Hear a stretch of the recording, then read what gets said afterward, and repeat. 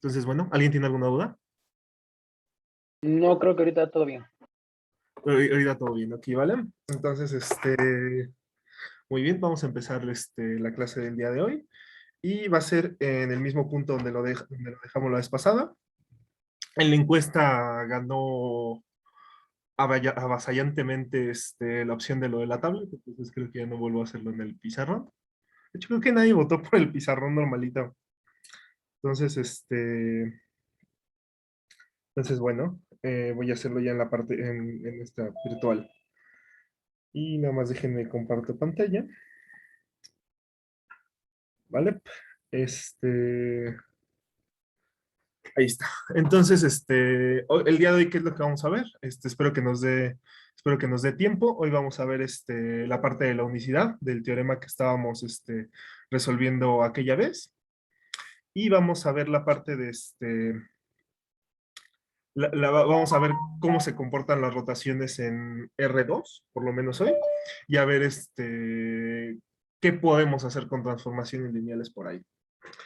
Entonces, recordando un poco qué era lo que estaba pasando en nuestra proposición original, nosotros teníamos de gorrito, una función que mandaba una base de nuestro espacio vectorial en nuestro espacio vectorial V, esta V está en V, a un espacio vectorial W, ¿no?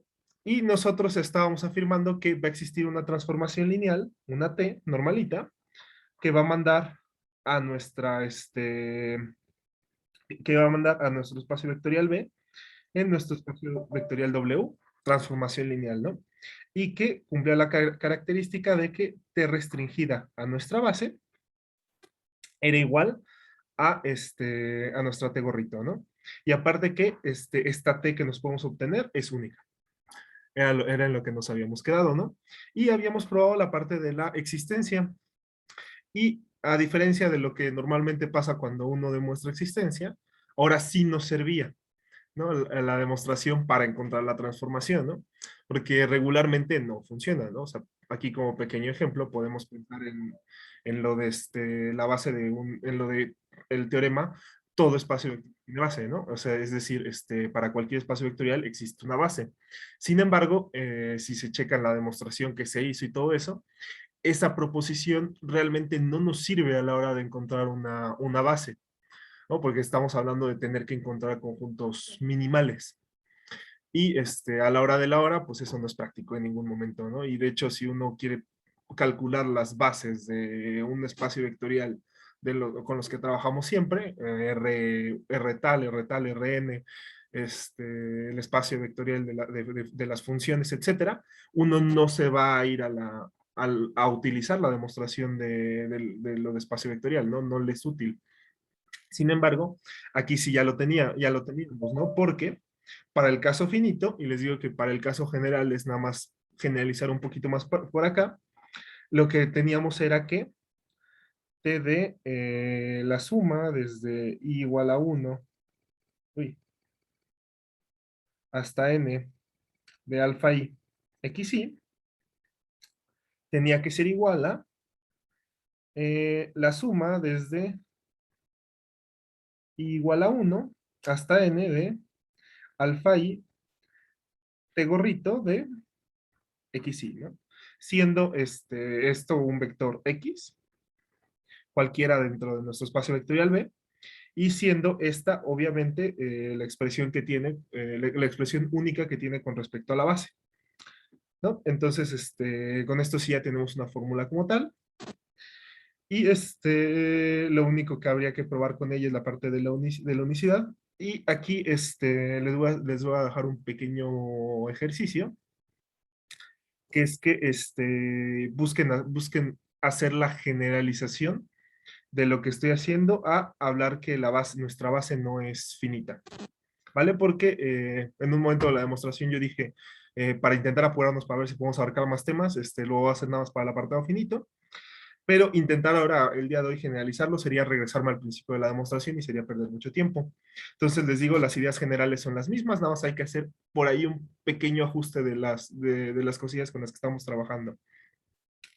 ¿no? Entonces se los dejo ahí, intenten resolverlo, si tienen dudas me mandan mensaje, si no, si de plano veo que muchos no pueden, pues ya se los comparto aquí.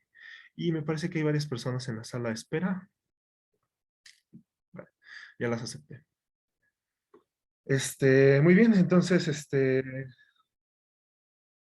hechas estas observaciones y ya tenemos la parte de la existencia, la parte de que está haciendo una transformación lineal, pues vamos a demostrar la unicidad, ¿no?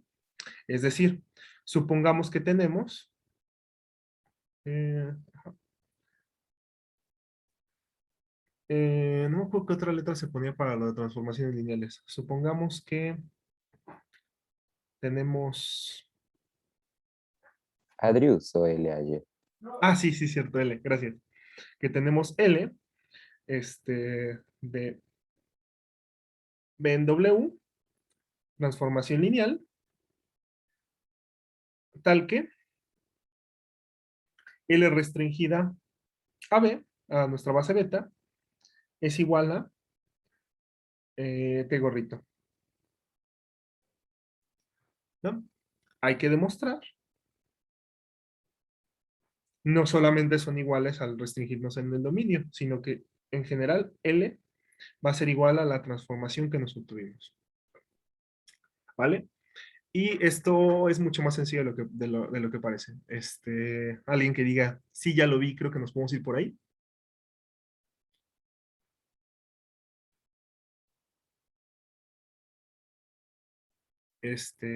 No, pues bueno, estas funciones tienen el mismo dominio, entonces hay que probar que tienen la misma regla de correspondencia para cada uno de los elementos en B. Perdona, ¿qué dice después de W? Esto es transformación lineal, solamente lo abrevié. Ah, ok. Vale, para no estarlo escribiendo todo ahí. Pues entonces hay que demostrar que para toda X perteneciente a nuestro espacio vectorial B, T de X es igual a lambda de X. Caramba, con esto. A lambda de X, ¿vale? Bueno, pues tomémonos una X en nuestro espacio vectorial B. Sea X en nuestro espacio vectorial B. Entonces, existen alfa 1 hasta alfa n escalares y x1 hasta xn en nuestro conjunto B, tales que x es igual a la suma desde i igual a 1 hasta n de alfa i x, ¿vale? Este es únicamente porque beta es base. Entonces, pues tenemos que t de x es igual a t de la suma desde i igual a 1 hasta n de alfa i xy, ¿no? Esto es directamente aplicar que este vectorcito es este otro vectorcito. Y entonces estamos trabajando con una transformación lineal, entonces va a abrir sumas. Entonces esto me va a ser igual a la suma desde i igual a 1 hasta n de t de alfa i x, ¿no? Lo único que hice fue abrir la parte de adentro de estos paréntesis, es decir, abrir la suma. Propiedad que ya tenemos por tener transformación lineal. Y ahora también tenemos que sacar escalares. Entonces voy a poder sacar cada uno de estos alfacis. Y tendría que esto me sería igual a la suma desde i igual a 1 hasta n de alfa i t de xy, ¿no? Únicamente saqué el escalar que estaba en cada una de las imágenes, ¿no? Pero, pequeño detalle, ya teníamos que esto era igual a t gorrito de xy o de xy para cada una de las xy. Y a su vez ya teníamos que esto era igual a lambda de xy, ¿no? Entonces, aplicando eso, obtendríamos que esto me tiene que ser igual a la suma desde i igual a 1 hasta n de alfa i lambda de xi. Y ahora, saca escalares, entonces podemos volver a meter el escalar. Tendríamos que esto es igual a la suma desde i igual a 1 hasta n de lambda de alfa i xi. Entonces, bueno, las transformaciones lineales, lambda es una transformación lineal, también abre sumas. Entonces, podemos volver a meter las sumas dentro del paréntesis. Y me quedaría que esto es igual a la suma desde i igual a 1. Ah, no, sí estoy metiendo la suma. Aquí está. A lambda veces la suma desde i igual a 1 hasta n de alfa i xi. ¿No? Y resulta que, pues bueno, este cuate es x, ¿no? Entonces, esto es igual a lambda de x. Entonces, bueno, ¿qué fue lo que obtuvimos? Nos tomamos una x perteneciente a nuestro espacio vectorial B y llegamos a la conclusión. Espera, hay más gente en la sala de espera. Ok, ¿vale?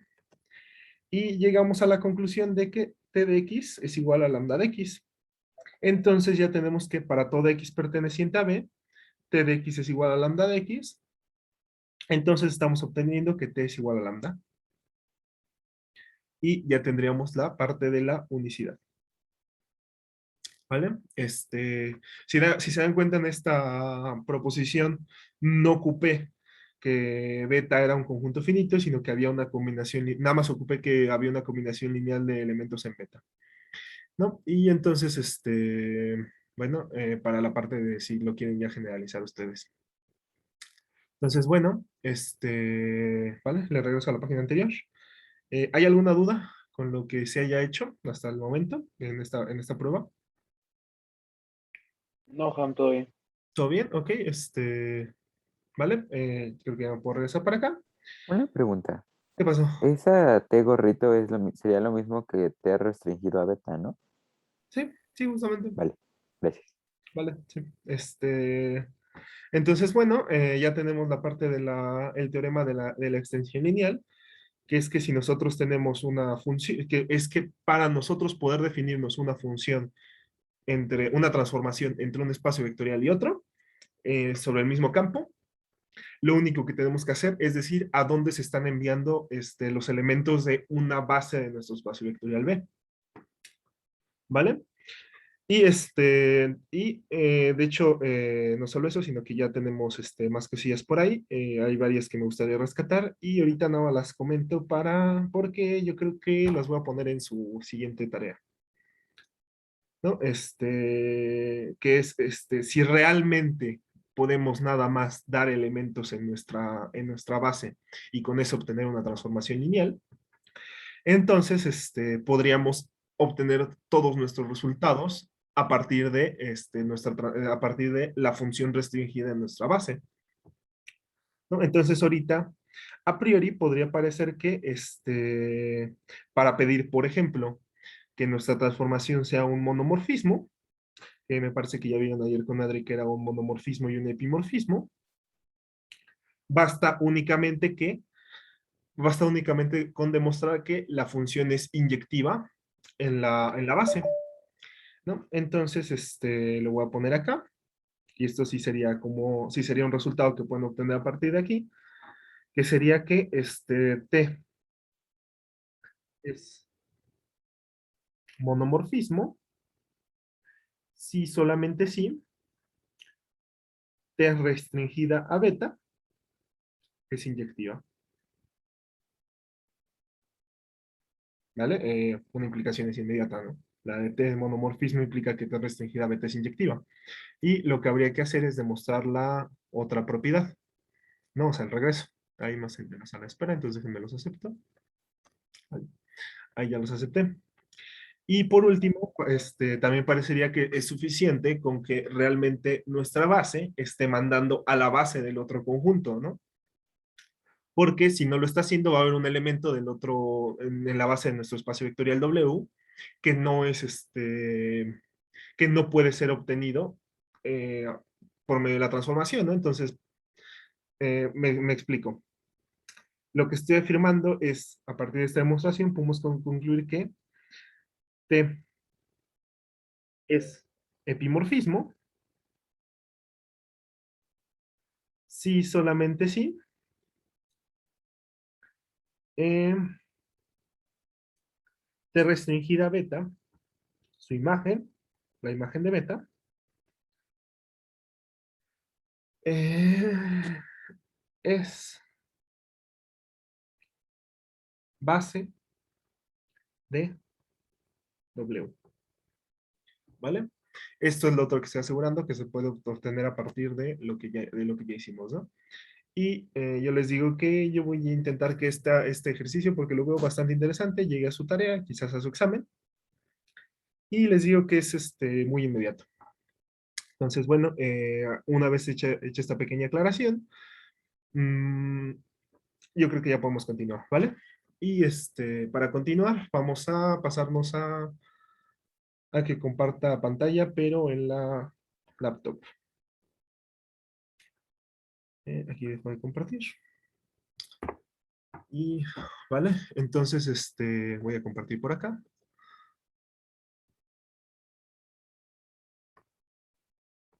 Eh, pantalla. Ok, sale. Va. Entonces ya estoy aquí y les dije que ahorita íbamos a trabajar con qué está pasando con las rotaciones, ¿no? Y primero hay que entender más o menos qué es una rotación, ¿no? En una rotación, yo lo que estoy haciendo es agarrarme un puntito y girarlo, ¿no? Y ahorita vamos a ver qué es lo de girarlo, ¿no? O sea, girar todo alrededor de ese punto.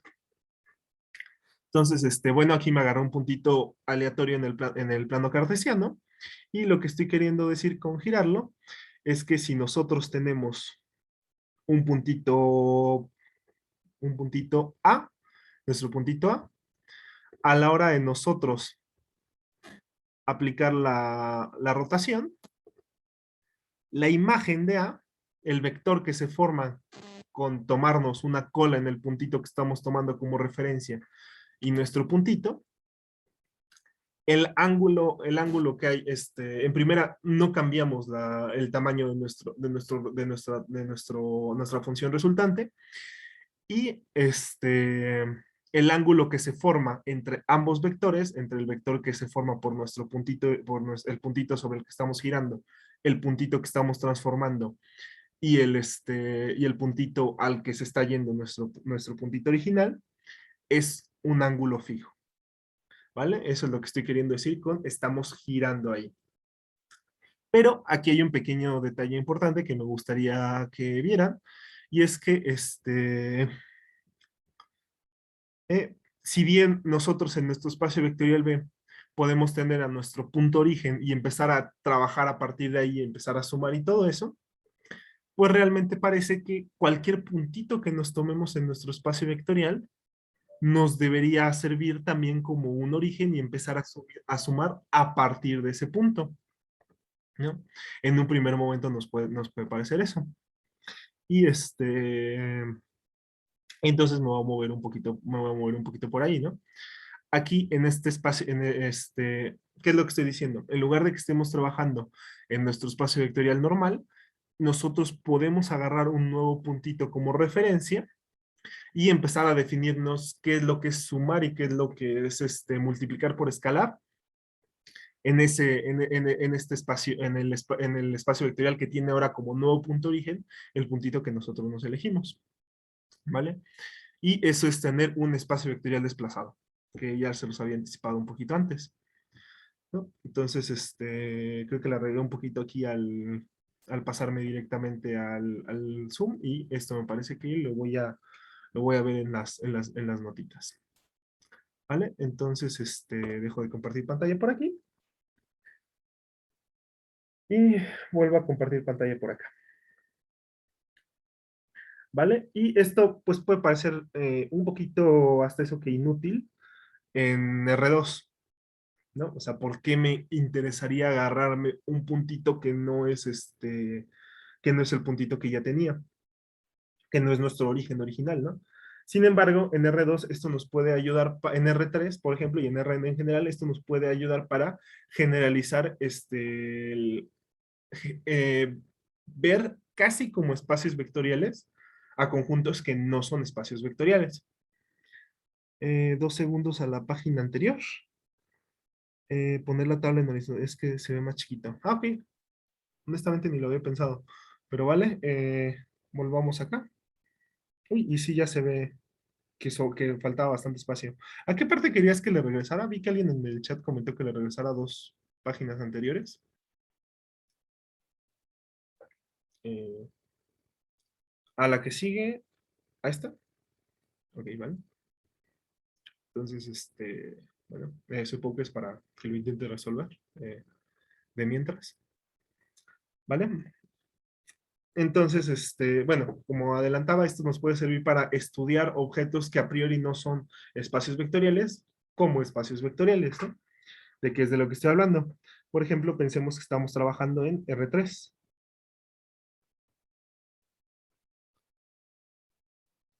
Ya se había anticipado que cualquier espacio vectorial de dimensión 2 era un plano, pero esta definición es un poco limitada, porque tenemos la problemática de que para que sea un espacio, para que sea un espacio vectorial tiene que estar pasando por el punto cero. Y realmente, haciendo un poco de operaciones, si nosotros tenemos un espacio vectorial de dimensión 2, significa que tenemos dos vectores, tales que, dos vectores P y Q, tales que ese espacio vectorial está formado de la forma P de alfa más Q de beta, ¿no? O sea, es decir, es el conjunto de valores, es el conjunto de valores tales que existen alfa y beta escalares, tales que P por alfa más Q por beta es igual a ese conjunto, ¿no? Y lo que es fácil de obtener ahí es que se terminan obteniendo expresiones de la forma AX más BY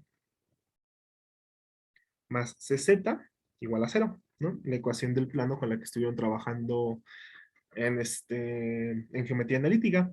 Sin embargo, pues estamos muy restringidos, ¿no? No podemos movernos de ese valor cero.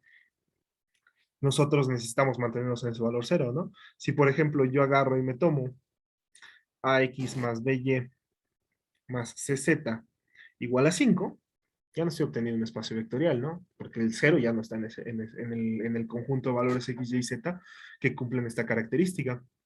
Entonces, realmente debería de poder abarcarlos como espacios vectoriales de alguna otra manera. Y para esto, voy a cambiar un poquito el color de esto. Pensemos que estamos trabajando, por ejemplo, con un plano por acá, ¿no? Luego uno no logra explicar bien qué está pasando porque dibuja en R2, pero está intentando simular que es R3. Pero acá tenemos un vector director, ¿no? Más bien no, sino el que queremos que sea nuestro nuevo centro. Y sobre este mismo punto queremos agarrar y hacer de nuevo nuestros ejes, ¿no? Pero en este caso, como estamos trabajando con R2, nada más tendríamos dos ejes, ¿no? Tendríamos el eje de acá y el eje de acá. Nos interesaría trabajar sobre esos, ¿no? No nos interesaría que tenga una profundidad porque estaríamos trabajando con todo R3, ¿no? Entonces, si igual recuerdan de su curso de geometría analítica, definíamos el plano como el conjunto de valores, tales que existían dos escalares y un vector que era nuestro nuevo origen y dos vectores directores, V y W, tales que todo punto en ese plano estaba escrito de la forma P más alfa veces B más beta veces W, ¿no? Entonces, con esta ecuación, ¿cómo puedo expresar a este plano que no pasa por el origen como un espacio vectorial? Redefiniéndome las sumas, dejando fijo al vector P. Redefiniéndome las sumas y el producto por escalar, ¿no? Es decir, una vez que tenemos ese espacio vectorial, definirnos que sumar dos vectores X y Y va a ser agarrar y sumar estos valores, pero dejar fijo el punto P, ¿no? Es decir, X tiene que estar dado de la forma X igual a P más alfa 1B más beta 1W. ¿no? Y Y tiene que estar dada de la forma, creo que aquí sí puede caber sin que se vea muy mal. P más alfa 2 V más beta 2 W.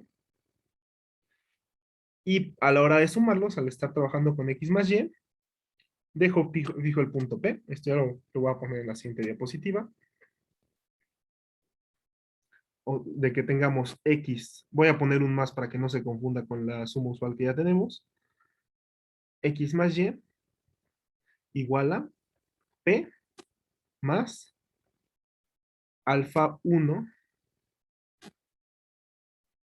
más alfa 2 V más beta 1 más beta 2 W.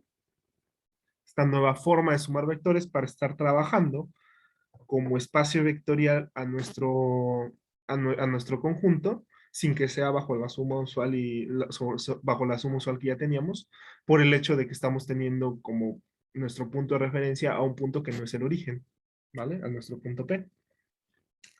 Y definirnos alfa, eh, producto, lo voy a poner con un gorrito para que se entienda que es diferente al producto escalar que ya tenemos para nuestro conjunto. Alfa producto punto con X es dejar fijo igual a nuestro punto P. P más alfa, alfa 1 B más alfa beta 1 W. ¿No? Agarramos y dejamos fijo a la P y estamos multiplicando el alfa por todo lo demás. ¿No? Sin embargo, entonces ahí ya tenemos unas nuevas sumas y multiplicaciones que hacen que nuestro espacio vectorial obtenido sea pues es más bien que hacen que nuestro conjunto que originalmente no era un espacio vectorial sea un espacio vectorial. Y no solo eso, sino que otra cosa que nos gustaría a partir de ahí sería que este conjuntito sea isomorfo a ya haber estado trabajando con un plano desde el principio, ¿no? O sea, es decir, nos gustaría afirmar que este conjunto, que no lo denoté, pero lo voy a anotar con una A mayúscula, nos gustaría a partir de ahí concluir que A es isomorfo a cualquier plano, el plano que ya tengamos definido en nuestro conjunto usual. Y a ver si luego demuestro ese apartado, pero si no, ahorita nada más se los dejo pendientes porque no es específicamente lo que quiero hacer el día de hoy, ¿no? Y vemos qué hora es, ya pasó media hora. Esto no se los dejaría de tarea, si lo resolveríamos en algún momento. Pero, bueno, entonces por ahí va la cosa. Y realmente lo que estoy haciendo acá es redefinirme una suma y un producto por escalar en un espacio vectorial cuando cambiamos a nuestro conjunto. El conjunto A con el que estamos trabajando era el plano que no pasaba por el origen, que no necesariamente pasaba por el origen, ¿no? Luego puedes decir, pues es que no pusiste restricciones sobre la P, entonces la P puede ser cero, entonces podías desde el principio no estar haciendo nada, ¿no? Y pues sí, podía ser por ahí la cosa, pero en principio es un punto ahí cualquiera en el plano, donde en este ejemplo que les estoy poniendo no pasa por el origen, ¿no? Y estamos redefiniéndonos una suma y un producto por escalar, ¿vale? Y lo que estoy afirmando es que este conjunto debería de ser isomorfo a un plano, al plano con el que estamos, a un plano cualquiera con el que estamos trabajando desde el principio, ¿no? ¿Y Una pregunta. qué pasó? X es igual a alfa 1b más beta 1w, ¿verdad? Sí, es la misma X que la que teníamos acá. O sea, Ah, vale. es una X cualquiera en nuestro plano. Como tenemos un plano de geometría analítica 2, ya lo habían definido como el conjunto de valores tales que había una P, una V y una W, y estabas trabajando con los valores tales que existían alfa y beta escalares, tales que todos los elementos se podían escribir de la forma P más alfa V más beta W, ¿vale? Y entonces estamos redefiniéndonos sumar ahí, ¿no? Pero pues es esta X de aquí, ¿vale? ¿Sí? ¿Sí quedó claro? Sí, gracias. Ok, vale. Y en general lo que estamos haciendo es que si nos estamos retomando, si estamos teniendo un espacio vectorial V, estamos redefiniendo la suma y el producto por escalar a partir de a partir de desplazar el origen. Desplazando el origen a un punto P, ¿no? Y sobre ese mismo, ahora, para todo X perteneciente a nuestro conjunto que consiste en desplazar respecto a un punto P, ¿qué es eso de desplazar? Es únicamente tomarnos la función que va a mandar a nuestro espacio vectorial B en por lo menos sí mismo, quizás no de forma sobreyectiva, depende de qué estás trabajando. Si ves, por ejemplo, R3, sí sería sobreyectivo. Si estás trabajando con un plano, si estás trabajando con un plano y estás moviendo el plano del lugar, pues ni siquiera se va a intersectar, ¿no? Entonces, o sea, bueno, y creo que habría falta definir entonces hacia dónde está yendo, pero es en general aquí sobre un subconjunto de B en nuestro espacio vectorial B general, tal que para toda X perteneciente a nuestro espacio vectorial B, f de X es igual a P más B, ¿no? Desplazarlo por un punto, ¿no? Y una vez que ya tenemos eso de P más B, pues la forma en la que estamos ahora redefiniendo la suma es para P más B1 más P más B2, que son puntos que están en la imagen de nuestra función, nos definimos, nos definimos esta suma como P de B1 más B2. Y nos definimos la multiplicación por escalar como, esta la pongo aquí porque eso, aquí tengo tantito espacio, en la parte de acá, alfa P más B igual a P más alfa B. ¿Vale? Estoy redefiniéndome esos objetos ahí. Y al final de cuentas, al conjunto sobre el que está cayendo, va a ser isomorfo a nuestro conjunto original, ¿no? Es decir, por lo menos algebraicamente, ambos conjuntos van a ser iguales. ¿Vale? Porque bueno, en eso consiste el isomorfismo, ¿no? Consiste en ver que realmente los conjuntos son prácticamente iguales, ¿no? Algebraicamente hablando, ¿no? Pueden diferenciarse en muchas otras maneras. Me parece que había alguien más en la sala de espera. Entonces, bueno, ya que hacemos esta pequeña aclaración sobre lo que está pasando, ahora sí podemos pasarnos a qué es lo que está pasando en R2. Déjenme me regreso para acá. ¿Qué es lo que está pasando en R2? ¿Por qué les transmito todo esto para hablar de las rotaciones?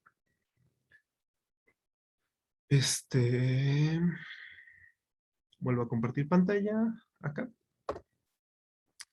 Y vale, ¿por qué les menciono todo esto? No es que los quiera atarear o algo, sino es que aquí me definí una E1 y una E2'.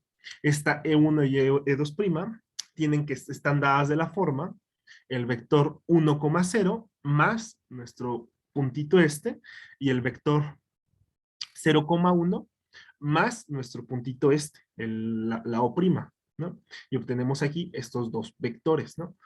Quiero estar trabajando con esta nueva forma de sumar en este nuevo espacio vectorial, en este nuevo hipotético espacio vectorial que nos estamos construyendo, ¿no? Y entonces, sumar y multiplicar por escalar en este nuevo conjunto que tiene este nuevo puntito de referencia, pues será, será en esencia sumar y multiplicar como lo teníamos en nuestro espacio vectorial B, que estuviera ordenado, que estuviera su vector 0, el vector que nos garantiza R2, ¿no? Siempre, el vector 0,0. ¿no? Y entonces lo que quiero que se observe es que podemos, podemos obtener esta alfa prima como alfa veces el vector, el vector E1 más beta veces el vector E2 prima, ¿no? O sea, estos conjuntos que no son como tal los de acá, sino que son, o sea, no son como tal los canónicos, sino que son los canónicos desplazados, ¿no? Aquí lo único que hice fue esta alfa, que me parece que la puedo cambiar si muevo nuestros valores C y D, ¿sí? O sea, si muevo nuestros valores C y D, esta alfa se va a mover. Este, esta alfa prima siempre se va a obtener, se va a poder obtener a partir de estos vectores, ¿no? ¿Y qué es lo que quiero que observen por aquí también, aparte de esto? Que cuando nosotros agarramos y rotamos, aquí estoy agarrando y rotando, podría parecer en un primer momento que nos va a servir como referencia, como referencia nuestra, agarrar y rotar a nuestros vectores originales y trabajar con la rotación, ¿vale? Puede parecer en un primer momento que nos va a servir como referencia y sí nos va a servir como referencia, ¿no? Y bueno, qué es lo que voy a afirmar por aquí? Que en general, agarrar y rotar como tal en todo nuestro, en un punto arbitrario en nuestro plano, pues es lo mismo que desplazar una rotación que ya teníamos en el origen, ¿no? Entonces, como primer caso, nos podría interesar nada más ahorita agarrar y trabajar con el origen, porque luego de aquí, pues debería de ser suficiente con desplazarlo, ¿no? Y entonces, ya que estamos trabajando con el origen, la ventaja que nos trae es que ya tenemos la suma y el producto usual con el cual hemos estado trabajando en todo momento, ¿no? Y y entonces, ¿qué podemos hacer? ¿Qué podemos hacer por ahí? Omitamos, ahorita mantengamos, mantengamos así la rotación. Y es por un lado, para nuestro vectorcito, si estamos trabajando con nuestro E1 y E2 originales, aquí, y estamos, y también tenemos en simultáneo, pero estamos trabajando ahorita con ellos, con nuestro E1' y E2', vamos a formar la suma de estos dos vectores para obtener este puntito por acá, por medio de un rectángulo, por medio de un paralelogramo, con la suma que ya tienen la suma que ya tienen para R2, con lo de la ley del paralelogramo y todo eso. Entonces, no me acuerdo dónde había dejado. Ah, aquí los había dejado. Déjenme activo los puntitos por aquí. Eh, no, este no me interesa. ¿Vale? Es decir, estamos obteniendo nuestro puntito de acá, que creo que originalmente estaba denotado por una E. Ahí está. Lo podemos obtener como suma de nuestros vectores E1' y E2', los que teníamos acá, más bien serían los canónicos en este caso, y al hacer eso estábamos trabajando con estamos obteniendo un paralelogramo, como estos vectores son ortogonales, estamos obteniendo realmente un rectángulo. Y con respecto a eso, el resultado de la suma de esos dos vectores sería la parte de la diagonal.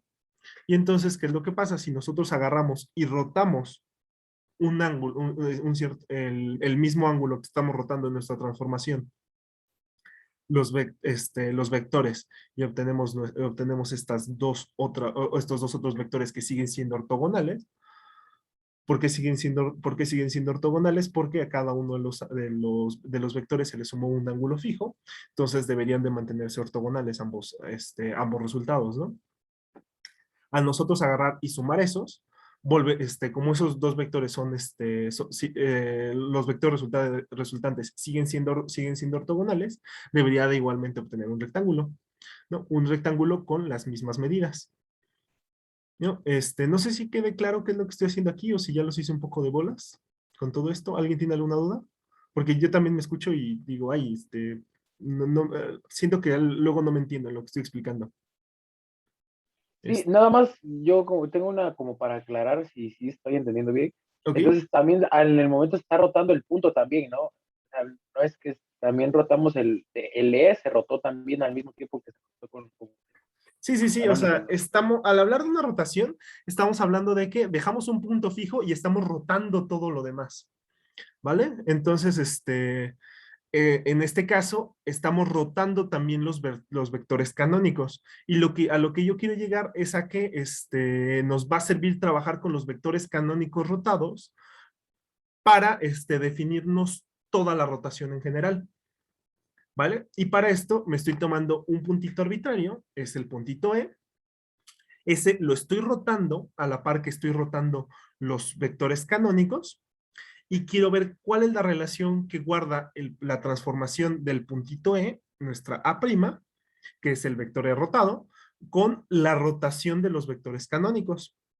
¿Vale? Es lo que quiero argumentar en este momento. Una pregunta. ¿Qué pasó?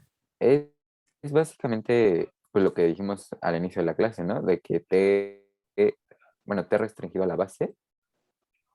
Bueno, ajá, bueno, no sé cómo enlazarlo bien, pero ¿sí es eso? Sí, voy más o menos por ahí, ¿no? O sea, a lo que quiero llegar es a que a que realmente la rotación es una transformación lineal, ¿vale? Ese con nuestro primer apartado. Ahorita estoy omitiendo el caso donde estamos rotando con respecto a un punto aleatorio en nuestro conjunto, porque estoy diciendo que esa es una traslación de lo que es de lo que es estar trabajando con nuestro origen normal. Pero, y ya con eso, a la hora de lograr afirmar que estamos trabajando con una transformación lineal, ya sería suficiente nada más trabajar con a dónde es a dónde está mandando a los, a una base, ¿no? En este caso a los vectores canónicos. Y sería ya nada más orientarme por ese apartado, ¿vale? Es a lo que estoy queriendo llegar. Y bueno, muy bien, entonces quiero ver cuál es la relación que guardan la transformación de nuestro puntito con nuestro puntito E. Y primeramente, aquí no se puede ver porque estoy empalmando dos puntos. Lo primero que voy a hacer es obtener a A' como suma de los mismos escalares por nuestros vectores E1 y E2, nuestros vectores rotados, su combinación lineal, ¿no? Es decir, si se dan cuenta en nuestro rectangulito original, pues debemos de tener un valor alfa por aquí. Creo que podía usar un lápiz. Me parece que estaba hasta acá arriba. O capaz si no, no puedo usar ningún lápiz. Sí, aquí está. No, o sea, aquí tiene que haber un alfa y aquí tiene que haber una beta.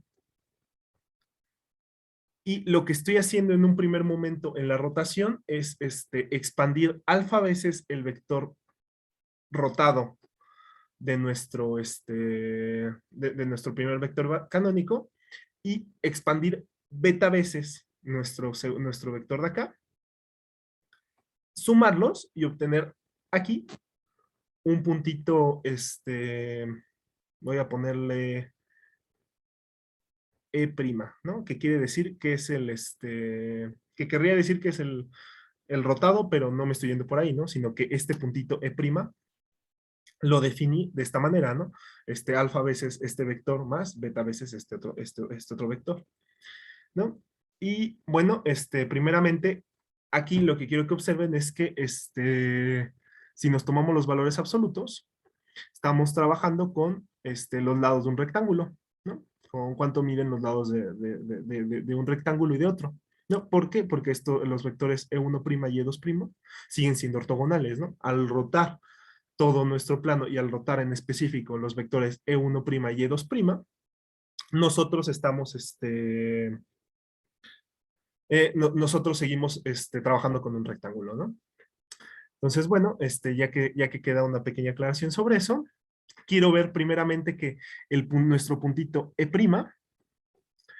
tiene la misma longitud que nada más agarrar y rotar. Ahorita quiero que quede claro que puede que nuestra alfa prima de aquí, que consiste en rotar el ángulo, nuestro vector E, un ángulo fijo, teta, el mismo ángulo sobre el que se rotaron los ejes canónicos, puede ser distinto de nuestro puntito de prima, ¿no? El puntito de prima se obtuvo de esta manera y el otro puntito se obtuvo de esa otra manera, ¿no? Entonces, bueno, ¿qué es lo que qué es lo que estoy afirmando por aquí, ¿no?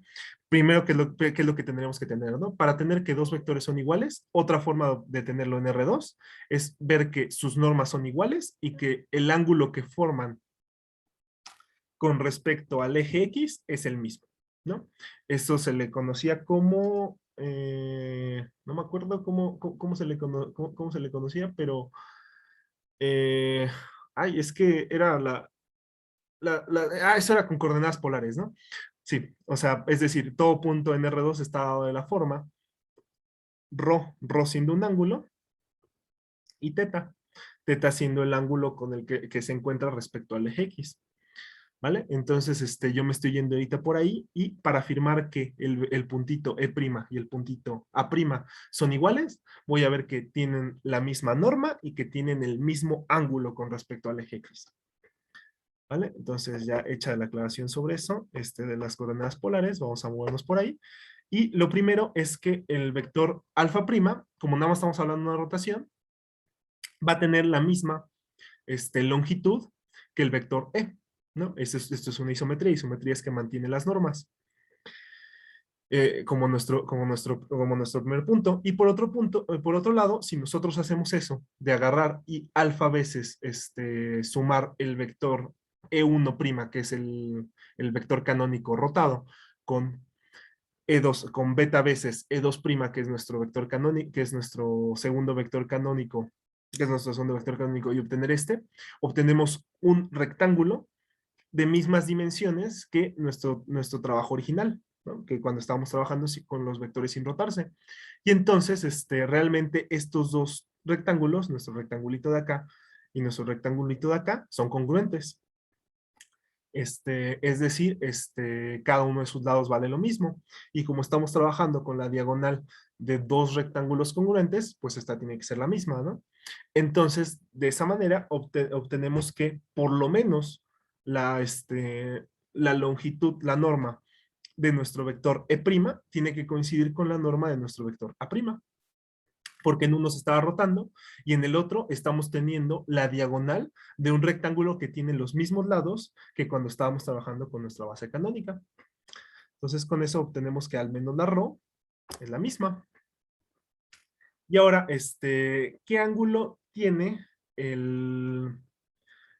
qué ángulo tendría nuestro vector E con respecto a nuestro vector, el de acá, el que estamos transformando, con respecto al eje de las X, ¿no? Con respecto a los ejes sin rotar.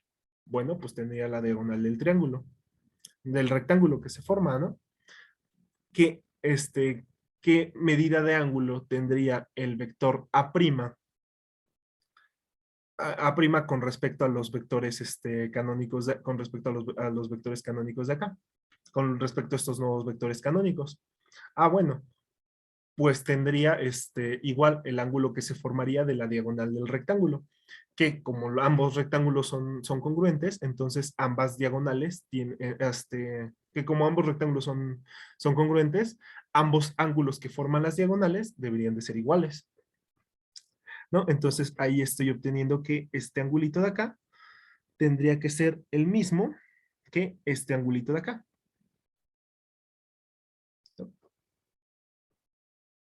Es lo que es lo que estoy afirmando. Entonces, ¿qué ángulo tendría al final del día nuestro vector rotado? Nuestro vector rotado, la rotación normal, es decir, nuestra A'. Bueno, tendría el angulito de la diagonal más, ¿y sí lo puse correcto? Sí lo puse correcto.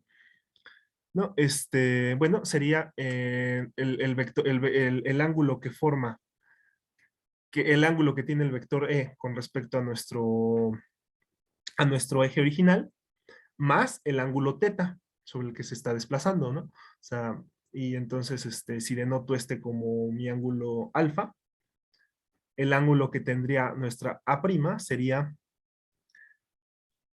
alfa más teta, ¿no? Aquí nada más estoy hablando con respecto a lo de la rotación. Y ahora, ¿qué ángulo tendría nuestra E'? Bueno, ya habíamos acordado que este ángulo era el mismo. Este ángulo sería nuestra teta. Ah, ah, bueno, hay pequeños, me hago un poco de bolas con todo lo que estoy, con todo lo que está escrito aquí en el pizarrón, más el ángulo que ya se había formado con respecto, o sea, es que aquí tendríamos nuestro ángulo teta, y aquí abajo tendríamos el ángulo teta, que sería el cómo fue rotado nuestro eje canónico, y por otro lado, de este lado tendríamos el ángulo de la diagonal, tenemos el ángulo de la diagonal, ¿no? Que ya lo habíamos denotado como alfa. Y entonces, por otro lado, nuestro vectorcito E', que sería trabajar de esa forma, sería estar trabajando con el ángulo teta más el ángulo alfa, ¿no? El ángulo que formaría con respecto al eje X. Y entonces ya tenemos que los dos ángulos son iguales. Y entonces resulta que esta manera de obtener a nuestro, de trabajar con los puntitos en nuestro plano rotado, en nuestro plano, es lo mismo que agarrar y hacer la rotación directa. Pero esta es más cómoda en un primer momento, ¿no? Porque únicamente tenemos que estar viendo qué es lo que está pasando con E1' y E2'. ¿Vale? ¿Alguna duda con lo que haya dicho en el momento? Sobre todo con lo de los ángulos, que yo también me hacía bolas un poquito porque había mucha saturación de cosas que había escrito en esta parte. ¿Alguien tiene alguna duda con respecto a eso? Yo tengo duda, pero en el último de teta más alfa, ¿de dónde salió? Es el primer ángulo que dices que es de E' al original. Sí entiendo por qué es alfa más teta, pero no entiendo el otro ángulo así con respecto a cuál estamos tomando, ¿al rotado o a cuál? Ujú. Mira, el primero que habíamos afirmado era el alfa prima, ¿no? Que esta alfa prima por sí mismo, o sea, que era derrotar nuestra E. Para saber qué ángulo forma con respecto a nuestros ejes, ahorita sin que intente rayar más por acá, pues sabíamos que es el ángulo que ya tenía por sí misma nuestra E, más el ángulo que fue desplazada, más el ángulo que fue desplazado, nuestro ángulo teta. Por otro lado, si ahora nosotros nos centramos en el cuadrilátero que se forma con nuestros ejes rotados, y vemos qué angulito debería de tener nuestra E', sin que ahorita sea necesariamente la A', que nada más consiste en la rotación, pues bueno, sabemos que de cajón nosotros ya tenemos que el ángulo que se forma entre el eje X y el eje X rotado tiene que ser una teta, la misma teta la misma teta sobre la que estábamos rotando en este otro caso, ¿no? Es decir, este angulito de acá debería de ser nuestra teta, ¿vale? Y por otro lado, el ángulo que tendría nuestra E' obtenida de esa forma, es el ángulo que forma la diagonal del rectángulo, que en que era nuestra alfa, que esa alfa consiste con la diagonal del rectángulo que se forma de acá, ¿vale? Y entonces de ahí era donde había obtenido nuestra teta más alfa, ¿vale? Contrario al alfa más teta que había obtenido de la otra manera, ¿vale? Entonces, así ya quedó más claro. Sí, sí, sí. Ok, ¿vale? Entonces, veo que ya se me acabó el tiempo. Y bueno, ¿qué es lo que obtuvimos aquí? En resumen general, obtuvimos que para obtener para obtener los valores rotados es suficiente con obtener la rotación de los ejes y que al trabajar con las combinaciones lineales de ellos, de la misma manera que teníamos las combinaciones lineales antes de rotar, y es suficiente que lo hagamos de esa manera en lugar de estar rotando cada uno de los valores. Y entonces con eso estamos obteniendo que de momento, ya en un primer instante, debería de ser una transformación lineal nuestra rotación cuando estamos rotando respecto al origen. ¿Vale? Y entonces me quedo por ahí para ya el lunes ya dar explícitamente cuál es la transformación, ¿vale? Entonces, bueno, ¿alguien tiene alguna otra duda con respecto a esto? No, Han, todo bien. Ok, vale, todo bien. Entonces, vamos a continuar con eso el lunes y pues vale, nos vemos. Entonces, ya, adiós. Hasta luego, Ham. Vale, Muchas gracias. gracias. Hasta luego. Gracias, Cam. Buen día. Nos vemos. Buen Buen día. día. Buen día.